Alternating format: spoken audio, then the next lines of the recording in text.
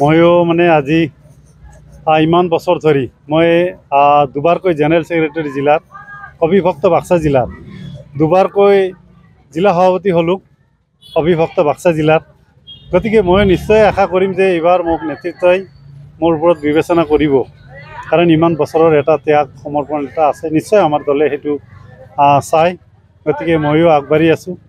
গতিকে এইটো মই নেতৃত্বৰ ওপৰত এৰি দিছোঁ। গতিকে আমি যিকোনো প্ৰকাৰে আমি আমাৰ এই দিহিৰা সমষ্টিটো আমি দখল কৰিবৰ কাৰণে আমি এইবাৰ উঠি কৰি লাগিছোঁ। আপুনি যিহেতু তেখেতৰ উপাধ্যক্ষ, লগতে গৰ্খা যথেষ্ট সংখ্যক লোক আছে, সকলোৱে আপোনাক আদৰি ল'ব। নিশ্চয় গোৰ্খা অকল গোৰ্খাই নহয়, মই অকল গোৰ্খাৰ ওপৰতে নহয়, মোক গোৰ্খা উন্নয়ন পৰিষদৰ উপাধ্যক্ষ দিছে, কিন্তু মই সকলো জাতি জনগোষ্ঠীৰে, কাৰণ মই ৰাষ্ট্ৰীয় চিন্তাধাৰাৰ মানুহ হয়। মই আজি সংঘৰ পৰা আহিছোঁ আৰু ৰাষ্ট্ৰীয় চিন্তাধাৰাৰ পৰা আহিছোঁ। মই কিন্তু এটা জনগোষ্ঠীৰ ওপৰত মই ন্যস্ত নাথাকোঁ। নিশ্চয় গোৰ্খাই কৰিব, বেলেগ জনগোষ্ঠীয়ে সকলোৱে নিশ্চয় আদৰি ল'ব বুলি মোৰ এটা বিশ্বাস আছে। আপুনি চাওক, দিহিৰা সমষ্টিটোক লৈ পেলাই মোৰ এটা সপোন আছে। এই দিহিৰা সমষ্টিটো আজি বহুত বছৰ ধৰি, আজি যিমান মানে BTC হোৱাৰ পিছৰ পৰাই ইয়াত যিটো হাৰত ডেভেলপমেণ্ট হ'ব লাগিছিল সেইটো হাৰত ডেভেলপমেণ্ট হোৱা নাই।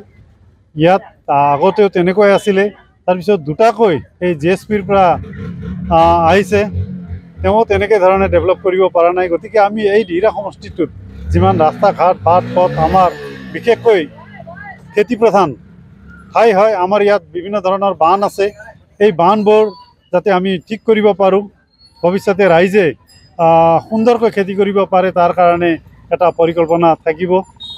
আৰু ৰাস্তা ঘাট যাতে হৈ যায় আৰু আমাৰ কৃষক ৰাইজৰ সুবিধাৰ্থে চৰকাৰে দিয়া আঁচনিবোৰ যাতে ঘৰে ঘৰে গৈ পায়, তাৰ কাৰণে মোৰ এটা চেষ্টা থাকিব বা আমাৰ দলৰ এটা চেষ্টা থাকিব। নিশ্চয় আমি মাত মাতি আহিছোঁ।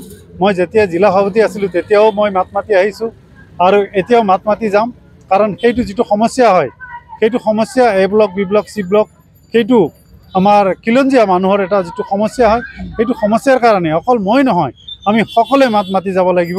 তাৰ কাৰণে কোনো দল বা কোনো জাতি ধৰ্ম নাই, চবেই মাত মাতি যাব লাগিব বুলি মোৰ এটা আহ্বান।